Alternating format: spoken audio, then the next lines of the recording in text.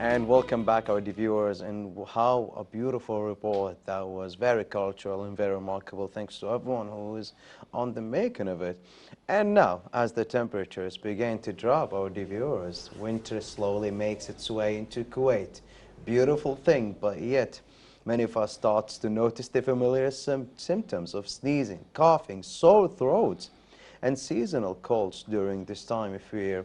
The respiratory infections and the influenza become more common, especially among children, the elderly, and those with chronic conditions. To help us better to understand the difference between the simple cold and the flu, and how to protect ourselves and our families, and getting the flu and vaccines more important than ever. We're joined today by Dr. Ghanem Alsalem, consultant internal medicine and gastroenterology doctor. So please, doctor, thank you for being here with us, and thank you for helping us so much on this interview to understand more about these infectious and diseases.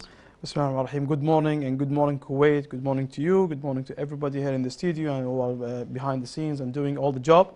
And as you know, the weather is getting better, mashallah. So we are trying to hope that it's the beautiful days of Kuwait for the coming few months. And we would like people to enjoy the weather without any sickness, of course.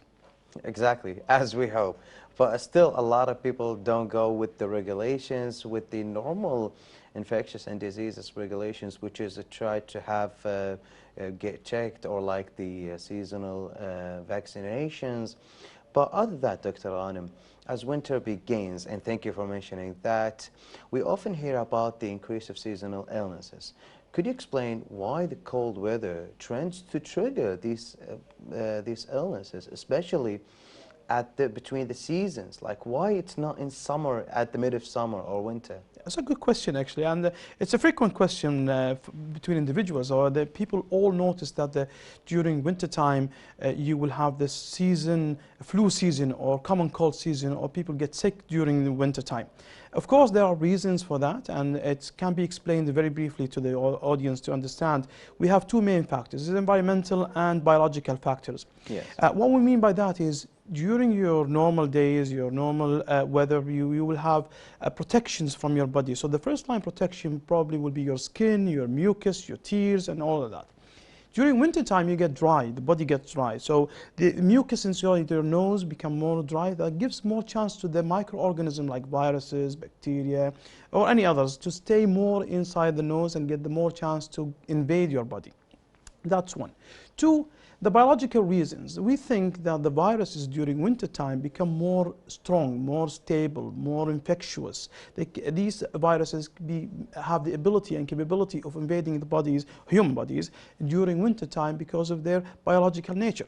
So that gives the chance for the viruses to peak during weather time when it's winter, and between, let's say, changing in the weather between hot and cold when the time of the season changes during the year. Yes. So these are the two main factors of seeing these patients and seeing the peak of infectious respiratory illness during that time. Well, it's a little bit scary to hear about how it's get really strong, and it's get biologically for the virus itself during the winter.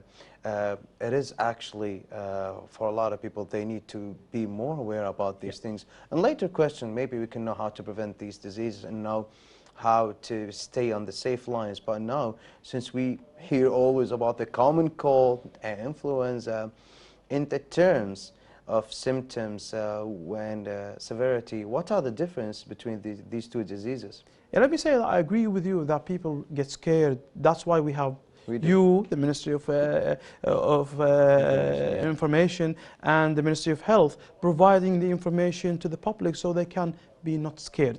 As you know, the more knowledge you have, the better you can deal with these seasons and awareness. So I agree totally, and that's why our job here to spread the medical knowledge and information so people can treat and deal with these symptoms and deal with these seasonal changes. So back to your question, when you say what's the difference between common cold and flu. Common cold and flu are similar, but the difference is very huge. Both are caused by virus, but the virus is different family viruses. But the flu is very bad disease. Common cold is mild. So patients may have runny nose, cough, maybe they have sneezing, maybe mild fever. So these are the common cold, and they may last for a few days. But the flu itself, that's Yeah. why we need to pay attention to the flu. Flu is more dangerous. Flu can cause high-grade fever, can make you feel very bad, can make you feel tired, fatigue, and they may have more symptoms like chest pain, respiratory problems, shortness of breath. You may actually be sick, very sick. You cannot even eat or stay. You'll feel very tired. You may vomit. You may have a lot of symptoms. So, and it may last for a longer time. That's why we need to make aware of the differences between common cold and flu, because there are people who are vulnerable, or they cannot tolerate the disease, and they may get complications, admission to the hospital or admission to the ICU, or may actually cause death. So flu is a very bad disease. Might reach it. Yes, flu, death is one of the complications of influenza infection. Yes, flu. Okay, that's actually very serious. Yes. I mean, I thought at first that the influenza or let's say the flu and the cold, I thought they're only when it becomes more severe. Yes. I thought only that person has lower immunity system. Yes, yes. And No. they trigger on the same season, right? Yes, exactly, because they are viruses. And as we said, the viruses get more stronger during winter time, and they're more infectious, so they can spread highly between individuals and community.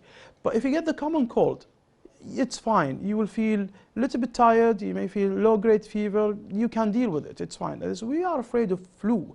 The flu itself is very nasty, not nice disease to have, especially for those who are elderly or who are very young children, or those who are pregnant, or those who have a chronic disease like heart disease, kidney disease, asthma, COPD, or chronic lung disease. Those people who are very, or even pregnant ladies, they have more, let's say, dangerous situation if they get the flu vaccine. Yes, thank you for the wonderful information about that. That's actually serious.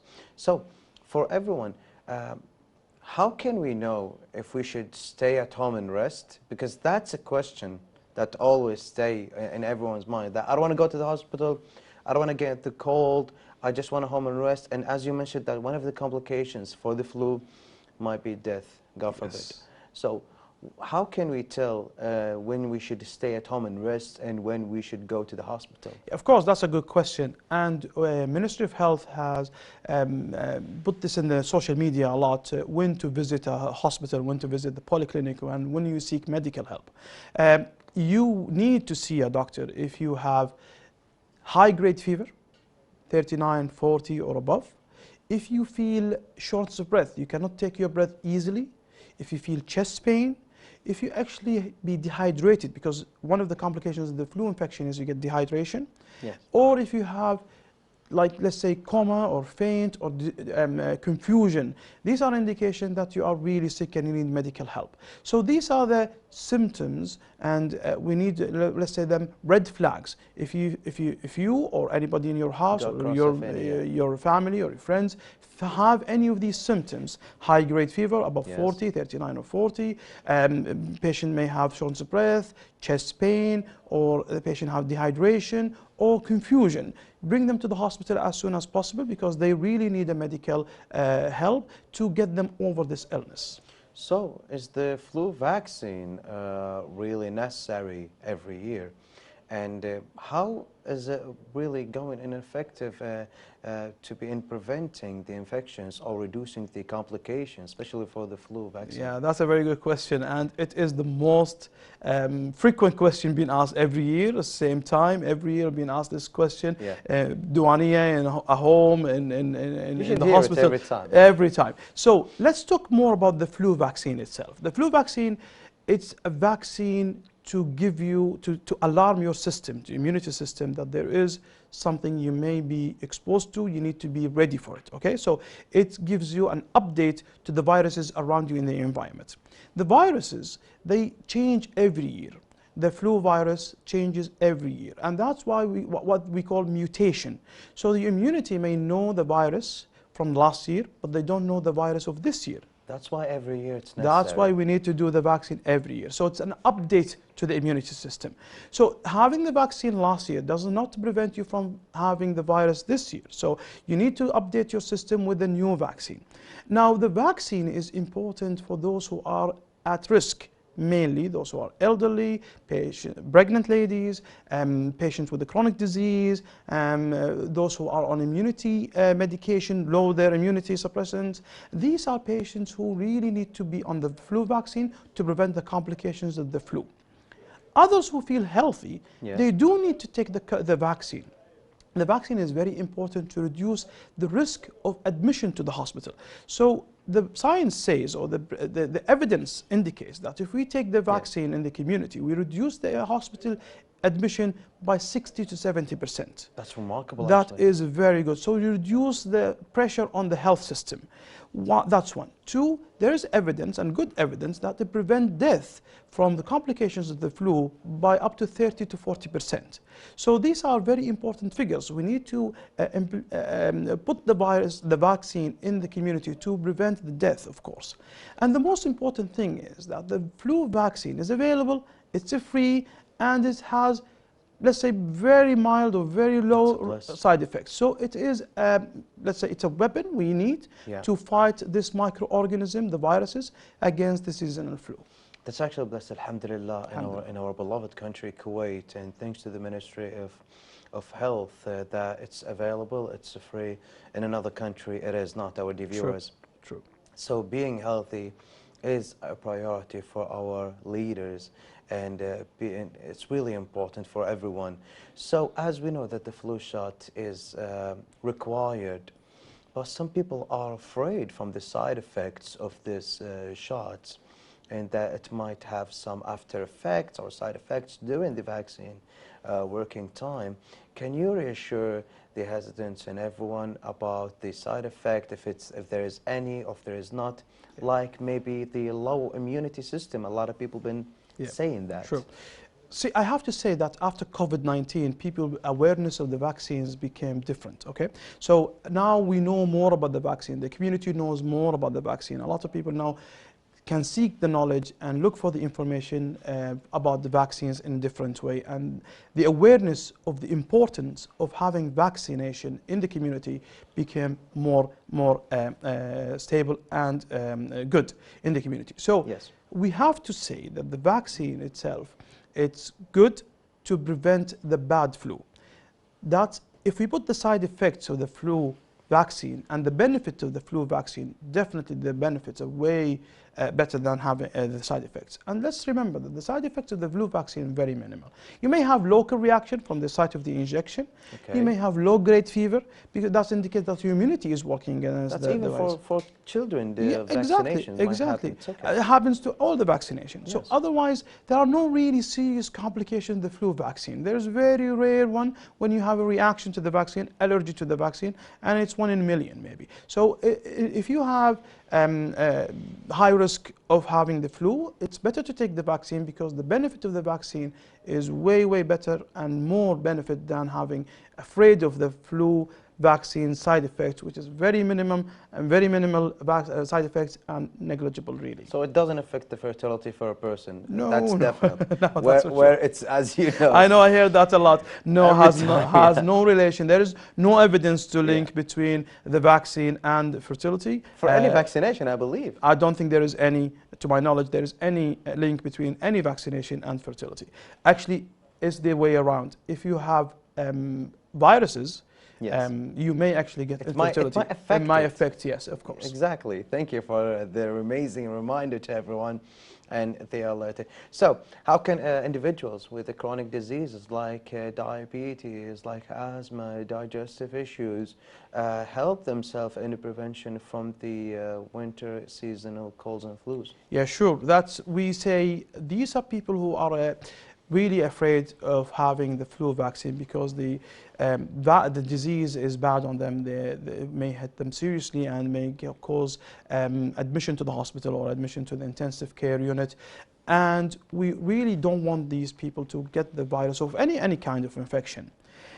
For them, we always tell them that you need to keep your clean hands all the time. Don't touch your nose or eyes and nose or mouth with what you think maybe it's infected hand. So always keep your hand free, clean and free. Like if you're in the gym or something. Gym Yes. or in gathering or socializing, you always keep your hand clean. The other thing, if you think there's a place where it's high risk of infection, like hospitals or crowded places or close crowd places, try to wear the mask. It will help a lot to reduce the risk of having the infection. Yes. The other thing is try to minimize your social contact. I don't say isolate yourself. No, attend. Here But where attend, social media can go through. of course, but attend the social gathering and be in the socializing with careful touch. That means try to avoid kissing, try to avoid unnecessary, handshaking if you can. That is very good. And if you see a person who is has the infection or is sick, stay away from them. That's a very good way to prevent And you be to honest, having yes. the infection. The other thing is make sure that you get the vaccine updated. The vaccine is a very good way and tool to prevent the infection.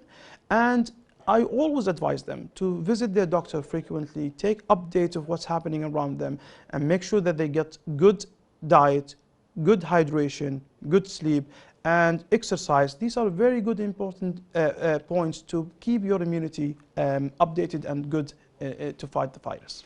Thank you, doctor, for everything. And these prevention methods, having a diet, healthy system life, healthy life system, and being active, that's for everyone. Of course. It will help them all. Thank you, Dr.